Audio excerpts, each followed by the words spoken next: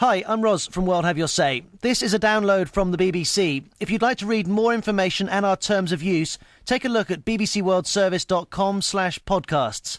Here's today's show. We've had the news from the BBC. Now it's our turn. Call us on country code 44 20 70 83 72 72. Welcome to World Have Your Say. Hello, I'm Nuala McGovern, and indeed, welcome to World Have Your Say. Well, our question today, should the world leave Libya alone? We asked the question earlier today on our Facebook page, that's facebook.com/World Have Your Say, and so many of you got in touch. We're continuing the conversation right now. Give us a call, country code +44 20 70 83 72 72. Now, just a couple of hours ago, the UK announced that it is making plans for a no-fly zone. And the US says it's repositioning naval and air forces around Libya to, and I quote, provide options. Is this what you want to happen? Is intervention the answer? Akachukwu doesn't think so. He posted on Facebook, the people of Libya are in charge of the situation. The Libyan army is gradually pitching their tent with the masses. Whatever your opinion, wherever you are in the world, please do get in touch. World Have Your Say from the BBC. Email us at worldhaveyoursay@bbc.com. The blog address is worldhaveyoursay.com.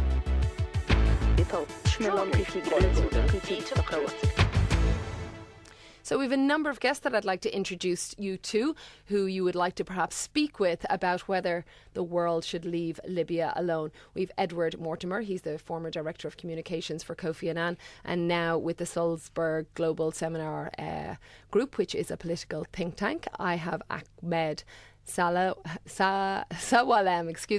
He's a leader of the Libya Youth Movement, and he's joining us from Manchester today. And opposite me here in the studio, I have Nabila Ramdani. She's a French writer who writes about Libya and in fact has spoken both with Colonel Gaddafi and one of his sons. And Raheem Kassam, who works for the think tank Henry Jackson Society. Welcome to all of you.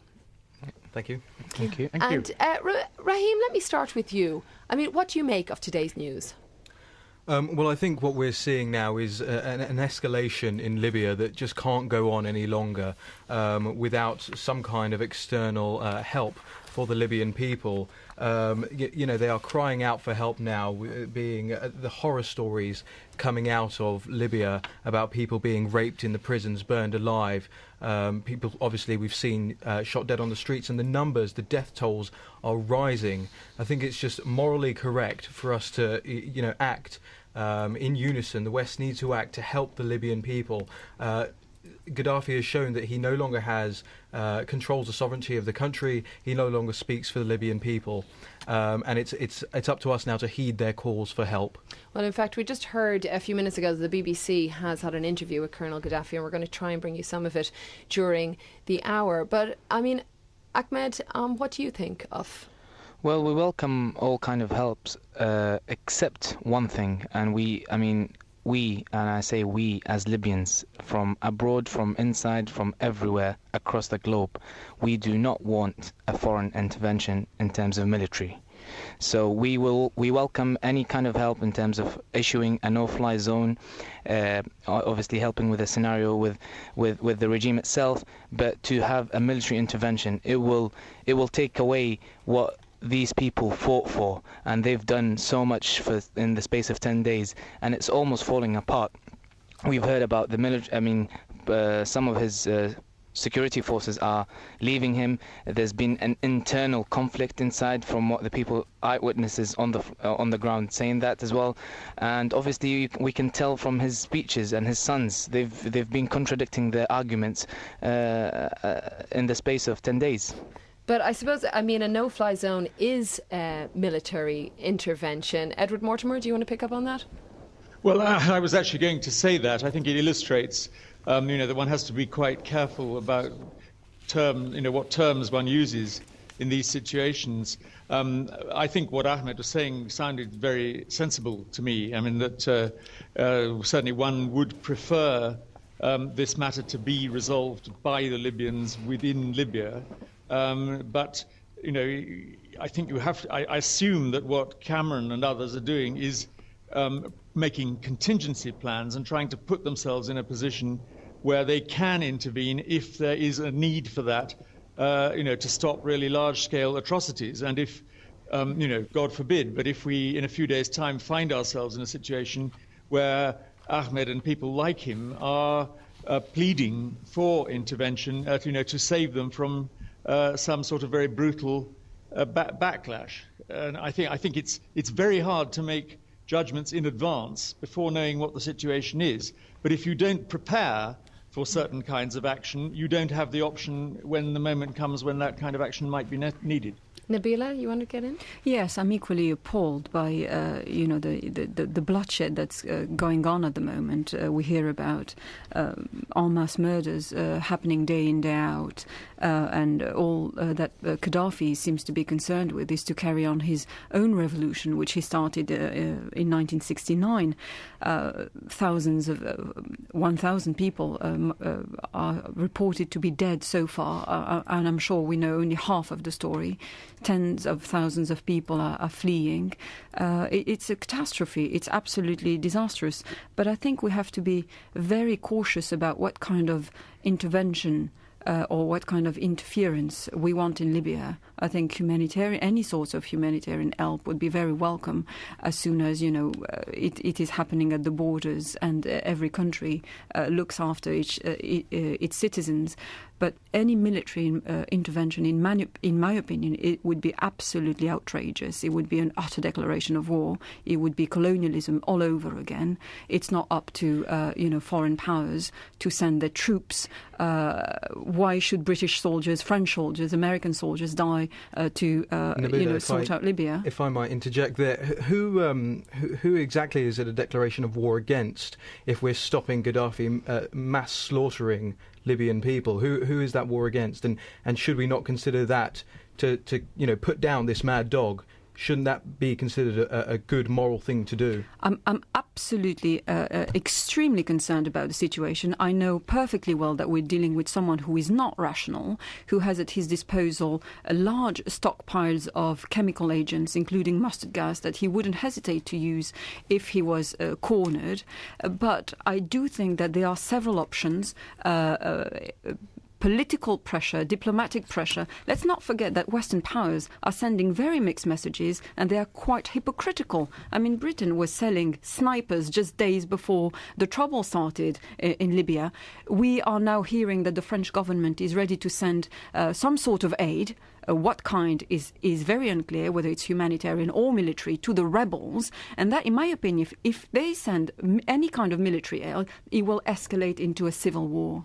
Well, we can bring in right now the BBC's Jeremy Bowen, who is in his car, I believe, in Tripoli. Jeremy, welcome to the programme. What can you tell us is happening today?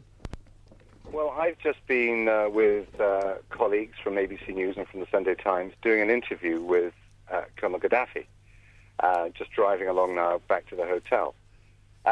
He said in this interview that no true Libyans had been involved in demonstrations. He said the people in the streets had been young people fueled by hallucinogenic drugs supplied by Al-Qaeda. Al-Qaeda, he said, wanted to sow chaos and discord in this country. The West as well wanted to benefit from that. They wanted to colonize Libya. I asked him about the relationships he's forged in recent years with Western leaders as Libya has come in from the cold. And he said he felt betrayed by the fact that they have been queuing up to tell him to go. But he also said he couldn't go because he's not officially leader, and he doesn't have a title.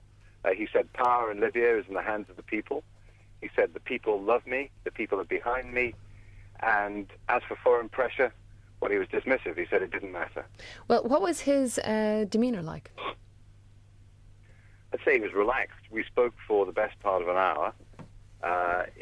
The interview took place in a seafront restaurant in Tripoli. Of course, it was closed for the event, and they weren't serving food or anything like that. But he was there. He was dressed in quite a gorgeous brown robe. He wore sunglasses. Part of the interview, took them off for when he got, I think, more interested in what was going on.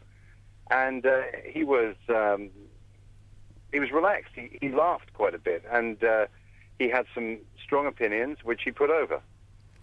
Jeremy, Raheem Kassam here from the Henry Jackson Society. May I ask you, do you feel, being on the streets there, that the net is closing around him at the moment? Nabila said, obviously, that he wouldn't hesitate to use these terrible weapons if he was put in a corner. We're seeing that he is being put in a corner, so that is the worry. Would you say the net is closing around him, and is this psychotic man going to, unleash all his weapons on the Libyan people? Well, he was asked about whether or not he might use poison gases or whatever else he may have, and he said, first of all, look, that whole weapons of mass destruction thing, that's been dealt with, has it not? Because, of course, they famously gave up their program that when they've been going down the road towards trying to get nuclear weapons. He said, he was asked about gas and other things like that. He said they're such terrible weapons, he couldn't see how people could use them on their enemies, let alone on their own people. He said throughout the interview that his people would not fire on the Libyan people. He said as well that he was asked about that whole business of the fact that Benghazi's gone, that there are people in cities not far from Tripoli itself and inside Tripoli who are opposing him. He basically dismissed it. He waved it away. He said, the people of Libya love me. It's not going to be a problem, effectively, was his message. Very reminiscent, I think, of Saddam Hussein's last days when they saw the coalition tanks coming over the hill and kept denying it. Nabila, what you wanted to ask? Well, except that I believe that he's not at all in a corner at the moment. He very much has the upper hand still. He might have lost huge parts of the control of a huge part of the country, but Tripoli is really the epicenter of it all. And he has all the weapons at his disposal. The rebels might be, in numbers, but they don't have anything to fight back. And he has developed a strategy over the time where he made sure that he secured very loyal people around him who are ready to fight for him. And he's now resorting to very sinister tactics, handing cash to people and making sure to diffuse their whatever anger there is. I want to thank Jeremy Bowen of the BBC. We're going to try and bring some more parts of that interview during the hour. Thanks so much, Jeremy. I know it's a very busy day. So we are talking about whether the world should leave Libya alone. You're listening to World Have Your Say on the BBC. Maybe you'd like to give us a call. The country code is +44 20 70 83 72 72. Edward, you've heard a little bit there of what Jeremy was saying. Does any of it surprise you? Well, not really, because it's consistent with other reports that we've seen in the last few days. And the question I couldn't help asking myself was, who exactly is using these hallucinogenic drugs? Is it the opposition, or is it maybe the brother colonel himself? But of course, it is a serious situation, and I think what Nabila is saying is worrying. The point in these situations is always not so much how many weapons there are, but what is the attitude of the people who've got the weapons in their hands. And clearly in Egypt and Tunisia, the people who had the weapons were not prepared to use them against their own fellow citizens. In Tripoli, it's not clear to me exactly who these people are. She says that they are loyal to Gaddafi, and a lot of people have said that some of them are mercenaries from other African countries, in which case they might not worry so much, I suppose, about shooting at Libyans. But the question then is, how much money has he got, and how much access has he got to money? Because we've been told that most of the oil-producing areas of the country are no longer in his hands. And so I think one has to look at these kind of things. Who is going to use these weapons, and what would be their motivation for so doing? If they get the feeling that the game is up, then they won't want to be the last man standing beside Gaddafi. Everybody has to make his own decision in these situations, and a calculation of what might turn out to be in his interests. So I don't think it's at all easy to predict. And Ahmed, what's your reaction to what you heard from Jeremy Bowen? Well, we've seen and we've heard Colonel Gaddafi's speeches all over again. It's always the same. It's always repetitive that everything is in control, everything is fine. Where in reality, it's not. If he said that he will not use any kind of weapons against his own people, Libyans, we've seen it in Benghazi, and it happened, and he used it, and they've used it as a regime. And we saw a clip of his son that he said that I will give you all weapons that you need, and then obviously you're going to go and kill those protesters. And I just want to refer to a point. I've been hearing the word rebels. I don't really like it, because we are freedom seekers. We just want freedom. We're not rebels. We're not some people from just asking for something that humanity is asking for. We're asking for something very simple, that this regime is very brutal. We've seen it in the eastern part of the country, and we've seen it in the west as well. But people are just fighting for their freedom. We want our own country. We want to control and be able to have an input in the system that we've always believed in. So I just want to read a few comments that are coming in. Lots of people getting in touch on our Facebook page and also at worldhaveyoursay.com. Paramza in Ghana wrote on Facebook, invasions and sanctions will not solve the problem. We, the good citizens of Africa, would rather die than allow America or the West to invade any African country. Larry in Ghana says, how many more innocent civilians do we want to see murdered before the UN fully steps in? I have never understood how one mentally challenged leader could be given so much time by the UN to murder so many innocent people before they step in. Just take out Gaddafi and leave Libyans to repair the bridges. Now, I should also mention, with some of the comments that have come in, there is some support and respect for the leadership of Colonel Gaddafi. I'm just going to read you a couple of those.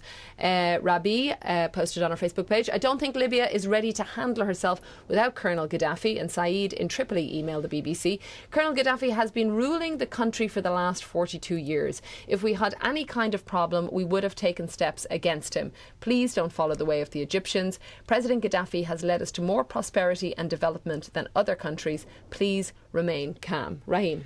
Well, it's an interesting statement to say that Gaddafi's been in charge for so long, and yet he distanced himself recently, saying he was nothing but, the equivalent of a constitutional monarch. He called himself the equivalent of the Queen, did he not? And his whole theory behind this socialist entity that he's put together is that it's run by people's committees. So to say that Gaddafi has been the reason behind any prosperity, and when you can say that a country with 30% unemployment is prosperous, it's just bizarre, frankly. It's really honourable what Ahmed has been saying about the people fighting for freedom, and we should be standing by them. Not only standing by them, but as and when they need our help, to be able to come in and say, look, we are here to help you in your aspirations for real, true democracy. I agree completely with what has just been said, but I have to highlight again the height of hypocrisy of Western powers. When I interviewed Colonel Gaddafi last December, he insisted that Tony Blair was indeed his very best friend and that he comes and stays with him very often. He does business with him and he's his close advisor as well. When I interviewed Saif al-Islam recently as well, he said that Tony Blair is a very good friend of the family. He visits Libya very often. So let's be clear here that we are dealing with Western powers who have a vested interest in having stability, whether it's Gaddafi or somebody else. They have a vested interest in having their interests come out on top in this whole affair. And I was talking about the French intervention. Now we're hearing that they are sending planes to help freedom fighters.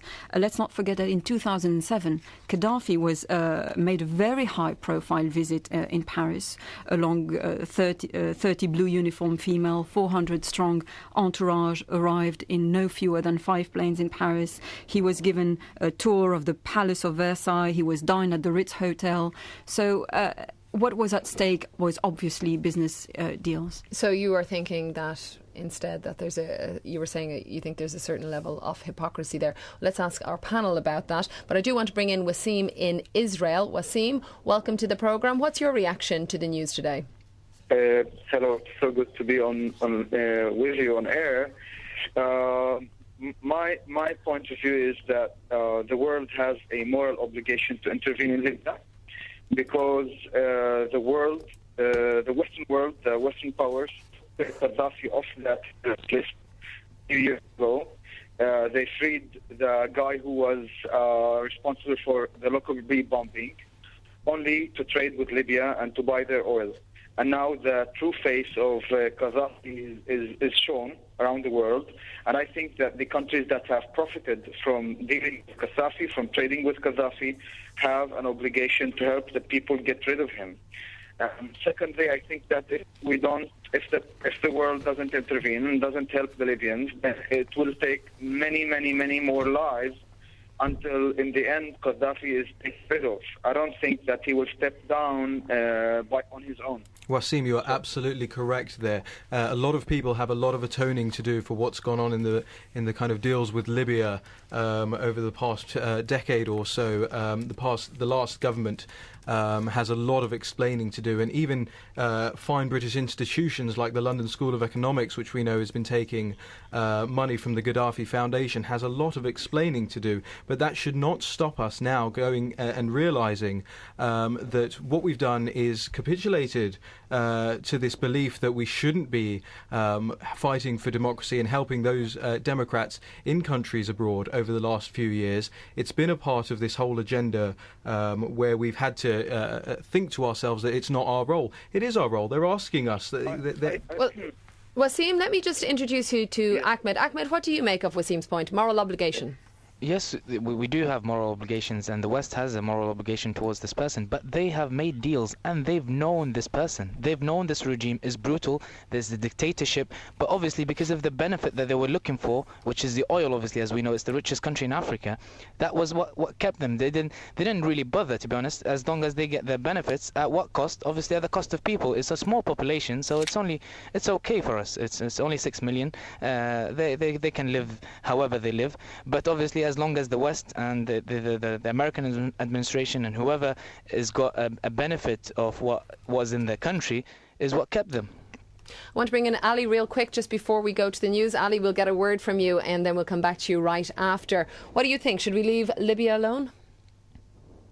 Honestly, yes, I guess, because the people have been like, I had a lot of friends from Libya, and I know the way they behave. They really like to live and they don't like anyone to share what they have, problems or so on. But for Gaddafi, I think he's already done his half of this game. It's just about time. You think it's time? Well, hold that thought there, Ali. We will come back to you again after the news. If you're just tuning in, it's World Have Your Say on the BBC. CD emailed us. He says, when Gaddafi collapses, Libya collapses. And when Libya collapses, Africa will collapse. The US and the UN want to do to Libya what they did to Iraq and to Afghanistan, killing them and looting their oil resources. Well, if you'd like to get in touch, as I mentioned, you can give us a call. It's country code +44 20 70 83 72 72, or indeed, like CD, you can email us, worldhaveyoursay@bbc.com. We're going to be back with Edward, Ahmed, Rahim, Nabila and Ali in Baghdad just after the news.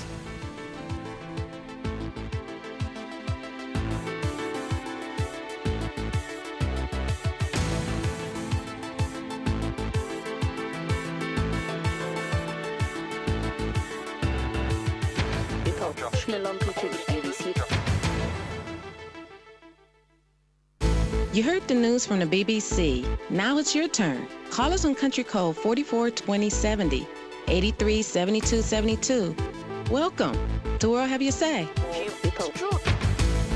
Hello, I'm Nuala McGovern, and today we're asking whether the world should leave Libya alone, and you have answered our question in droves. Baguma in Uganda says, Western countries, stop wasting time. We could be witnessing another Rwanda. Fahim got in touch with the BBC. Foreign involvement will only create resentment in the country after Gaddafi is overthrown. Ayuan in Kampala thinks military intervention by the African Union should be encouraged before things get out of hand.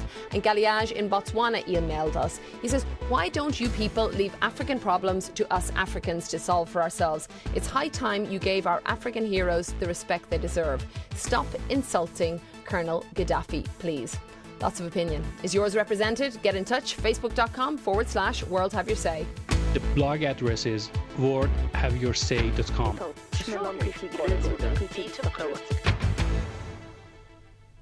And Pascal Harter is here with us again to give us a roundup of what's happening in Libya. A couple of things that have come up so far this hour. We've heard that the UK is planning for a no-fly zone and that the US is repositioning naval and air forces around Libya. And the Pentagon said to, and I quote, provide options. We also heard from Jeremy Bowen in the last hour, who had conducted an interview with Colonel Gaddafi, who he said was very relaxed in a cafe, a seafront cafe.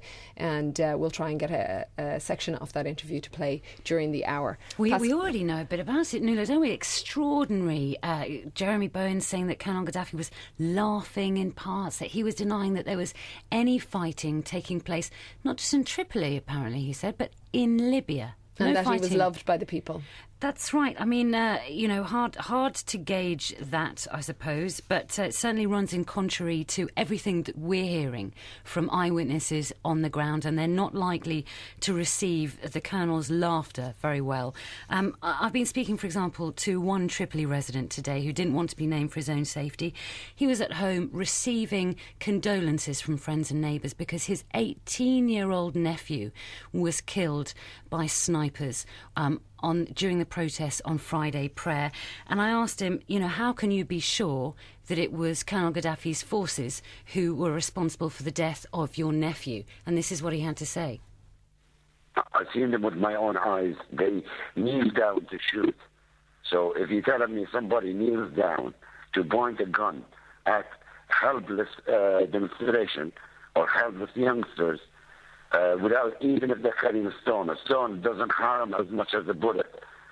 And the distance, how far can you throw a stone? But a bullet goes over, 500 meters or something. So that man felt that although the protesters, the young men and his family's other nephews still wanting to go out and protest in Tripoli, he felt sad, he said, but also proud. He said, we want to live in freedom and we have to pay a price for that.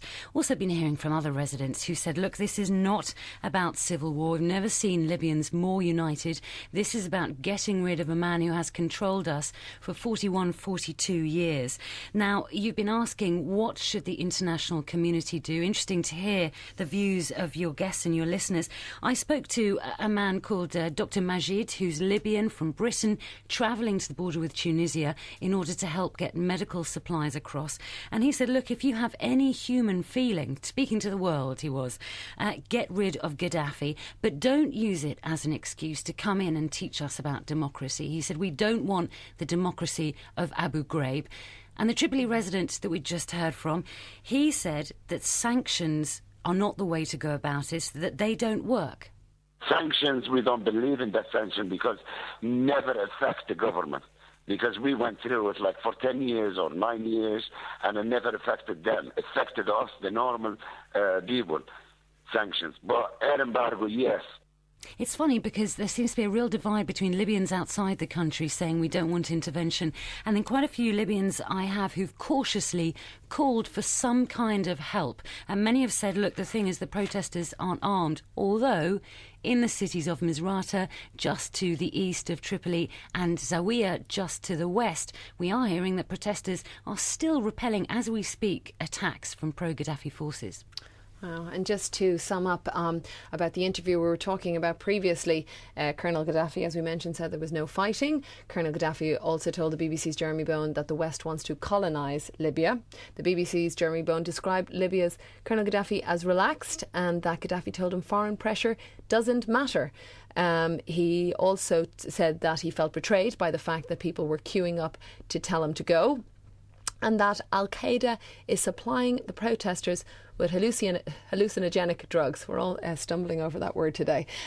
So a little bit more detail there about the interview with Jeremy Bowen. I mean, Ahmed, do you want to pick up on that? You just heard the clip that Pascal was playing there about sanctions. What do you think of sanctions? Well, the sanctions need to be imposed upon this regime and not the whole, not as a country. So what do you want to see happen specifically? Obviously, the regime needs to be brought into justice. We need to take our revenge from this person. He killed our own people. He killed our freedom. He killed everything that humanity will stand for.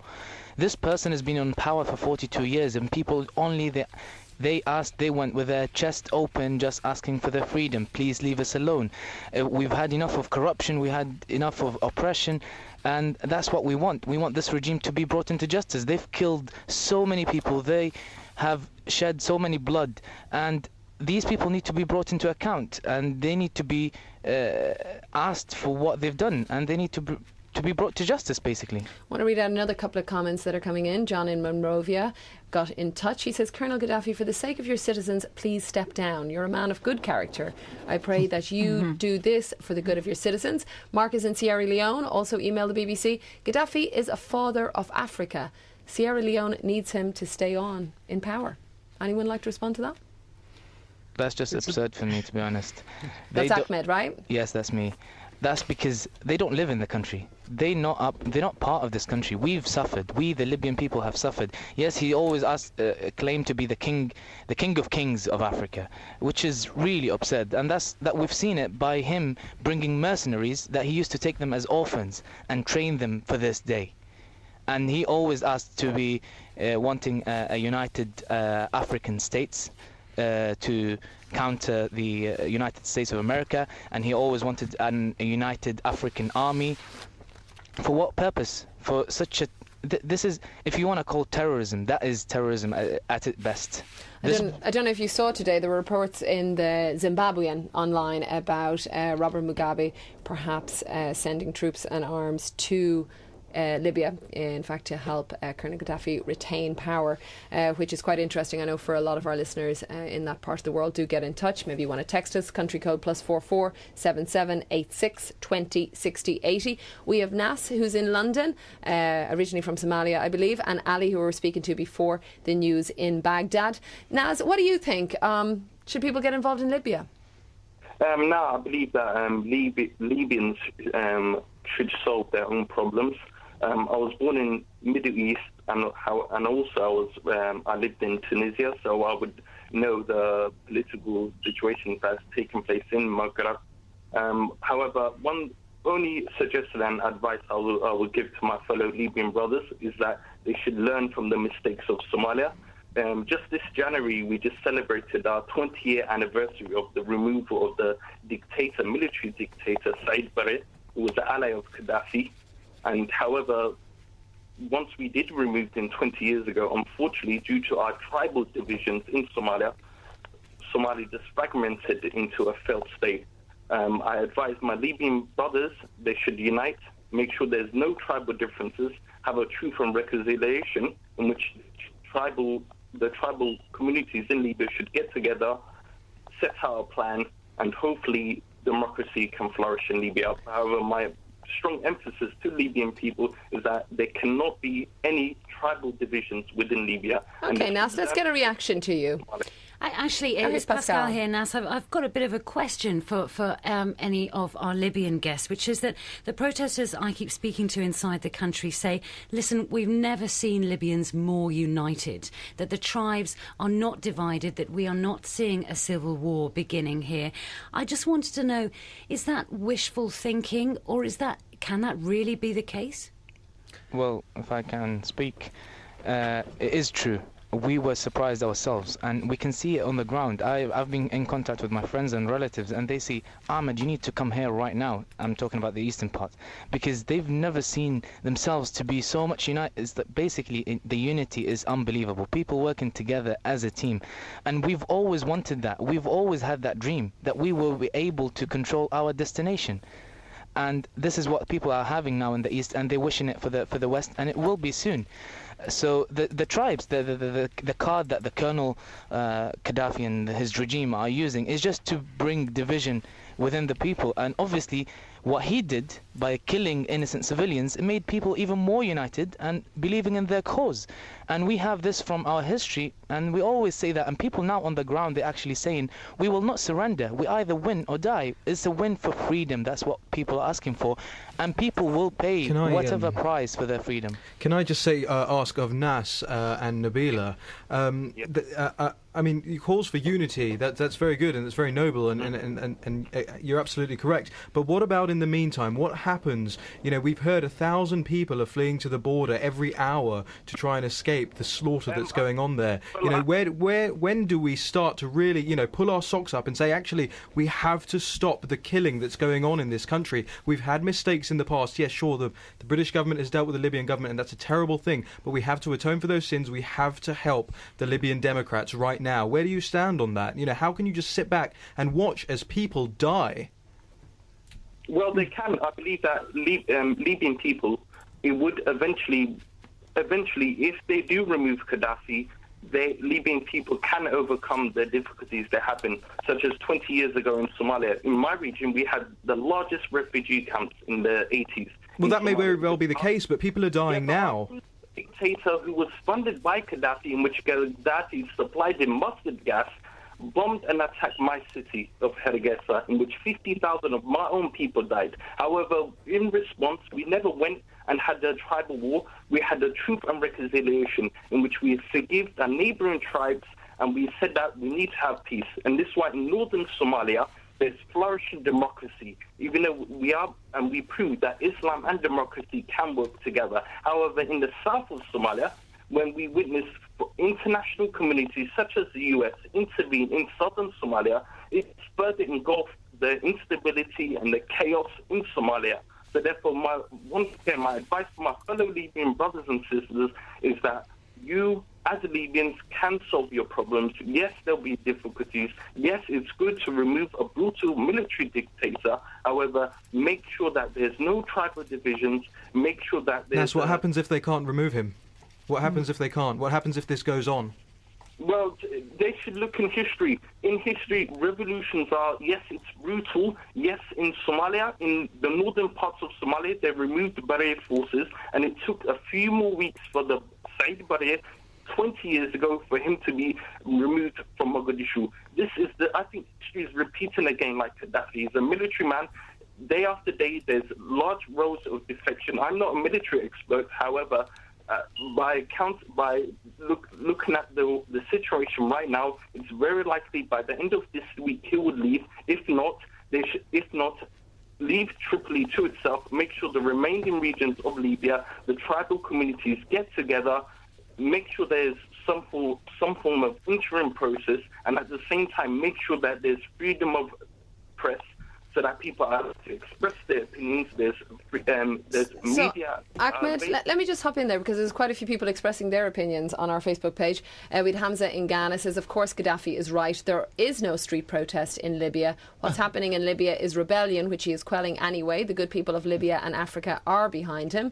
Anonymous texted, the death toll of people in Libya is already more than 1,000. It will not be long until civil war. And Muaka in Kampala wrote on Facebook, if people love him, why are they rioting, and why is he massacring them in cold blood? We are not fools. His days are numbered. Edward, you've heard a lot there. What would you like to pick up on? Well, it is interesting. You get these different points of view. People obviously believe they know what's going on. And, personally, I think it's sort of ridiculous to say that the people love him, or there isn't any fighting or anything like that. But I suppose if you are thinking of a military intervention to support people, there is a lot of history of this, and the capacity for it to go wrong is enormous. That people might welcome you on the first day, but then the divisions can open up. I remember in Northern Ireland, when British troops were welcomed on the Bogside, because they were thought to be protecting the Catholics against, hardline Unionists. And look how that went afterwards. But Edward, we've learned a lot of lessons, haven't we? Over again. Well, let me bring somebody in who is Branislav, who is Serbian. Branislav, welcome to the programme, and perhaps you'd like to speak with Edward directly. I mean, what do you think about this, whether we should leave Libya to their own devices? Well, I don't know. I have my own experience in my country, and certainly it was a negative one concerning the situation in which we are now. Whoever called it democracy is okay. We all are for democracy, but democracy is misunderstood. Somebody understands it's only its own benefit. For example, I would add that I was really amazed that what happened in Tunisia happened also and also happened in Egypt. It happens in Libya. Libya, it was not a military dictatorship. It was a left-wing country. Left-wing dictatorship maybe because along 40 years, after 40 years, probably the sons have grown up and they have started becoming small Gaddafis, small dictators.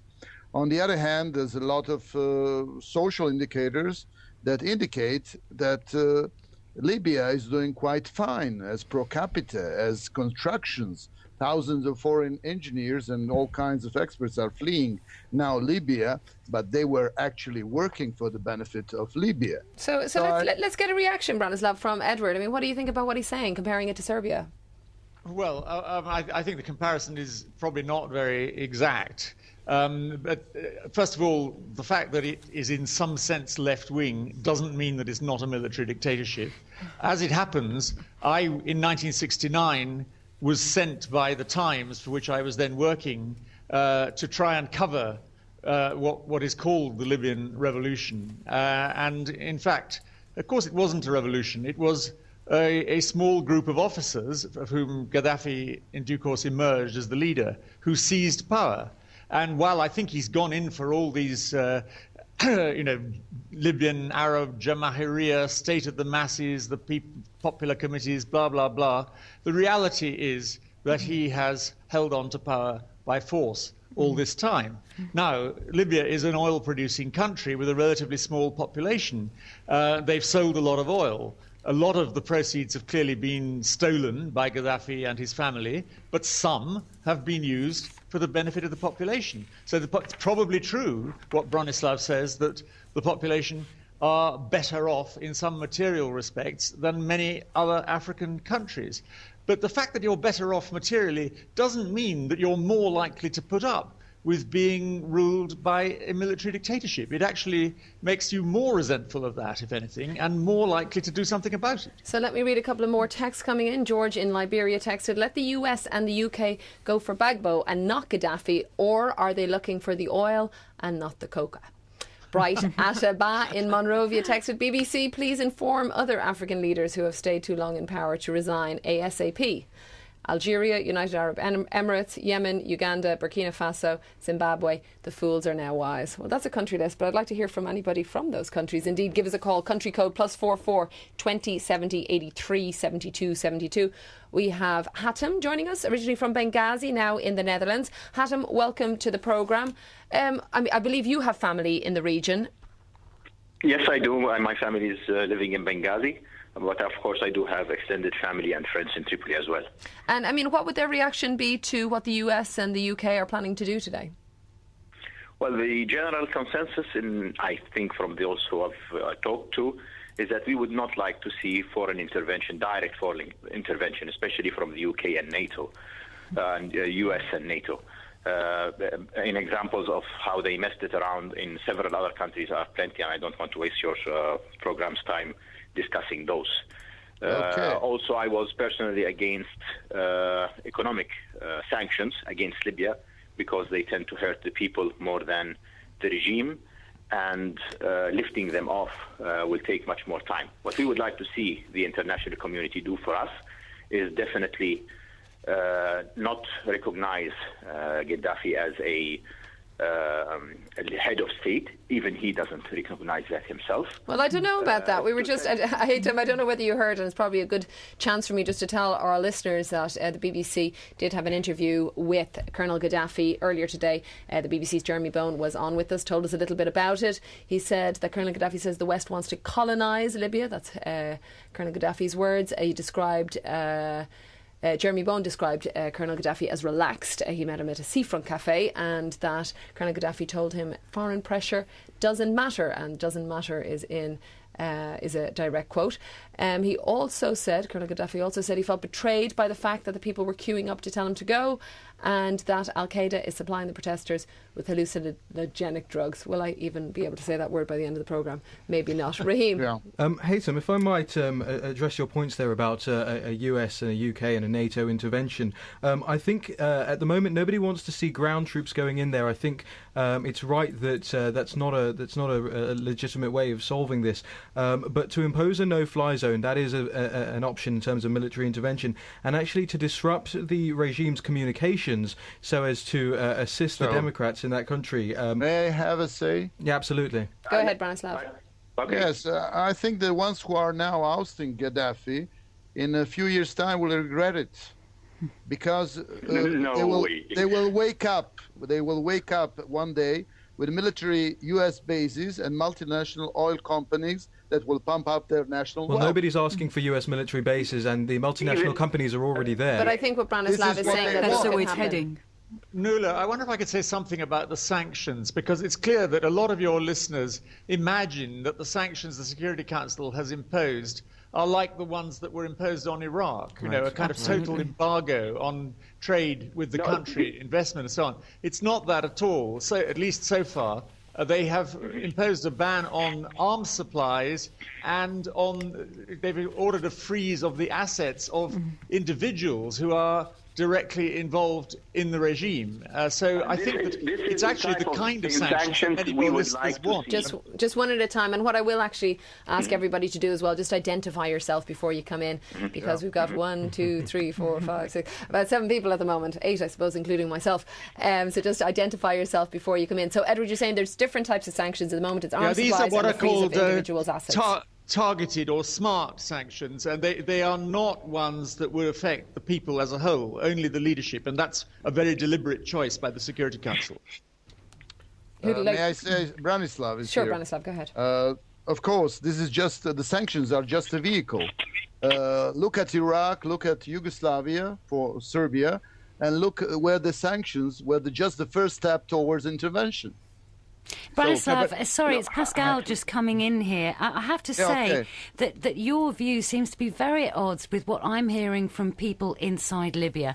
Now, you know, a lot of highly educated people aware of the example of Iraq who are incredibly optimistic about the future of their country, who are telling me on the phone that despite having paid the highest price, even the death of some of their family in these protests, that they believe that freedom is round the corner for them, and that they believe, and this I can say from every single person I've spoken to in the country, they believe that they are perfectly capable of arranging peace and a civilian democracy in their country. They're very upbeat about it. May I say something, Hatem? Go ahead, Hatem. Yeah, and what's happening in Benghazi these days is a perfect example to prove what you are saying is correct. The solidarity that has been built amongst people, the volunteer work that is taking place, the spontaneous democratic forming of communities in order to look after services for people, including health services, security, and so on, is really a proof that people can handle democracy. And to the gentleman who's on your show, on your program, talking about that Libyans will regret Gaddafi leaving. Well, let us regret it, but let us live at least a couple of years in peace and a bit of democracy. Okay, Hatem, I'm going to pop back over to Baghdad. Ali, I mean, what do you take from this? Any comparisons with Iraq? Actually, we have settled our problem like since 2003 when Saddam left, and we have selected our government by ourselves. There is some issues, you know. Saddam Hussein was controlling the country over 55 years, so the people behaved, the environment they used to live.